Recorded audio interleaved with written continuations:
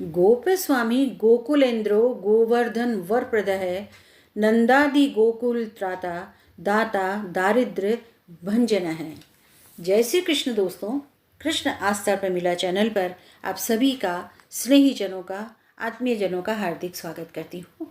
और आज हम बात करते हैं गोवर्धन पूजा की। गोवर्धन पूजा का मुहूर्त उदया तिथि के हिसाब से 14 नवंबर को है, जो प्रातः 6:43 से 8:52 तक का है।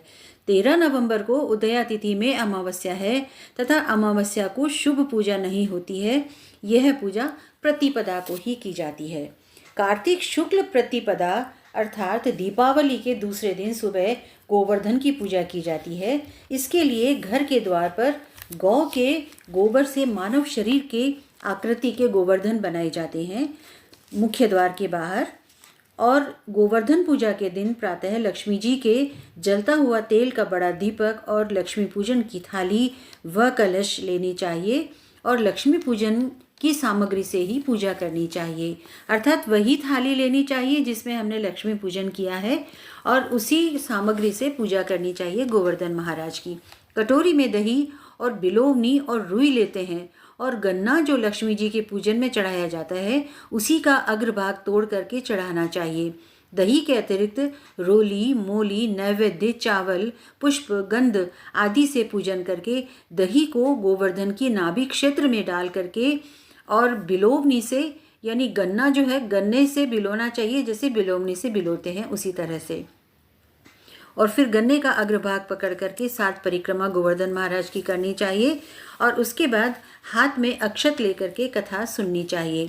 गोवर्धन की कथा इस प्रकार है कि एक दिन भगवान श्री कृष्ण ने देखा कि पूरे ब्रज में तरह तरह के मिष्ठान तथा पकवान बनाए जा रहे हैं। पूछने पर ज्ञात हुआ कि देवराज इंद्र की पूजा की तैयारी हो रही है। इंद्र की प्रसन्नता से ही वर्षा होगी। यह सुनकर के भगवान ने ब्रजवासियों को यह कहा कि जो प्रत्यक्ष आकर के पूजन सामग्री को स्वीकार करे उसी की पूजा करनी चाहिए। भगवान श्री कृष्ण की बात सुन करके ब्रजवासियों ने श्री कृष्ण से पूछा कि इंद्र से तो दुर्भिक्ष उत्पीड़न समाप्त होगा, चौमासे के सुंदर दिन आएंगे, मगर गोवर्धन पूजा से क्या लाभ होगा? तो उत्तर में श्री कृष्ण ने गोवर्धन की प्रशंसा की तथा गोप गोपियों की आजीविका का एकमात्र सहारा सिद्ध किया। भगवान की बात सुन करके समस्त ब्रजमंडल बहुत प्रभावित हुआ तथा घर जाकर के विविध प्रकार के मिष्ठान पकवान बनाए और पर्वत तराई में कृष्ण द्वारा बताई विधि से गोवर्धन को भोग लगा करके पूजा की।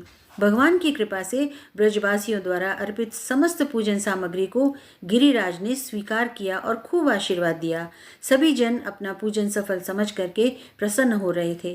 तभी नारद इंद्र महोत्सव देखने की इच्छा से ब्रज में आए। पूछने पर ब्रज नागरिकों ने बताया कि कृष्ण की आज्ञा से इस वर्ष इंद्र महोत्सव के स्थान पर गोवर्धन पूजा की जा रही है।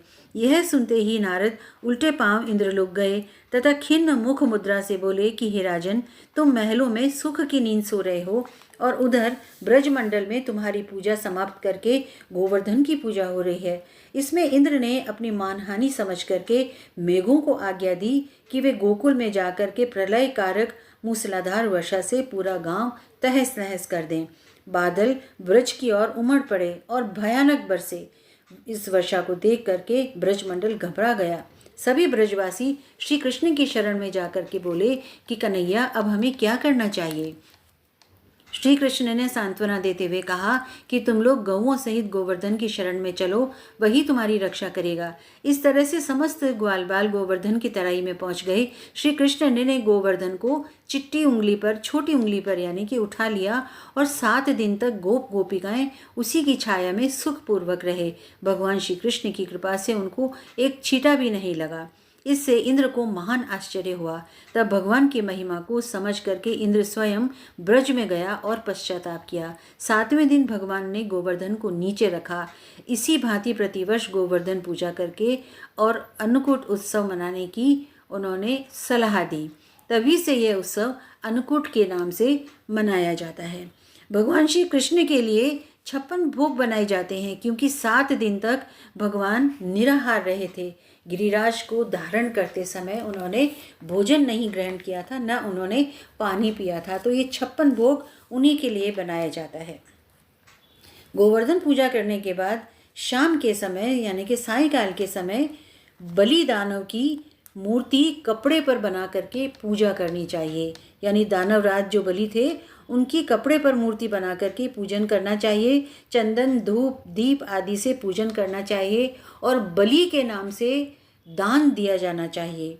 जो भी हमारी श्रद्धा हो, जो कोई प्रतिवर्ष इस विधि विधान से गोवर्धन की पूजा करते हैं उनको श्री कृष्ण की कृपा से सुख और मोक्ष की प्राप्ति होती है। अनेक अनेक मंगल कामनाओं के साथ मिलते हैं अगले वीडियो में। तब तक के लिए गिरिराज धरण की जय।